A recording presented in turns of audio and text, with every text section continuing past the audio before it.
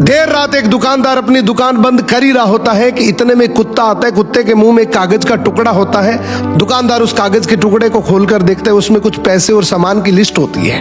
दुकानदार समझ जाता है कुत्ते को सामान चाहिए।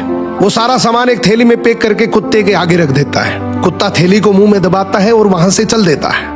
ये देखकर दुकानदार बड़ा अचंभित होता है कि इतना समझदार कुत्ता किसका हो सकता है। देखा जाए, दुकानदार भी कुत्ते के पीछे पीछे चल देता है। आगे जाकर देखता है तो दुकानदार और हैरान हो जाता है जब वो देखता है कि कुत्ता एक बस स्टैंड पर खड़ा है। बस आती है, कुत्ता बस में चढ़ जाता है। दुकानदार भी उसके पीछे पीछे चढ़ जाता है। अब वो देखता है कि कुत्ता कंडक्टर को इशारा करता है, अपने गले की पट्टी दिखाता है।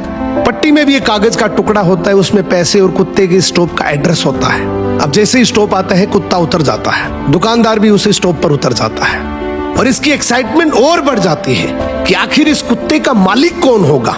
इतना समझदार, इतना वेल ट्रेन्ड कुत्ता आखिर किसका है। अब कुत्ता आगे चल रहा है, दुकानदार भी उसके पीछे पीछे चल रहा है। थोड़ी दूर जाने पर कुत्ता एक घर के आगे जाकर रुकता है तो दुकानदार समझ जाता है कि यही इसका घर है। खूब देर तक कुत्ता दरवाजे की बेल बजाता है। अंदर से दरवाजा खुलता है, उसका मालिक बाहर आता है और जैसे ही मालिक बाहर आता है वो कुत्ते को जोर से डंडे से पीटने लग जाता है। अब दुकानदार से रुका नहीं गया, बोला भाई साहब क्या कर रहे हो? इतना समझदार, इतना वेल ट्रेन्ड कुत्ता और आप इसको डंडे से मार रहे हो। तो वो मालिक बड़े गुस्से में बोला, काहे का समझदार? बाहर गया था तो चाबी नहीं लेकर जा सकता था, घंटी बजा बजा कर मेरी नींद खराब कर दी।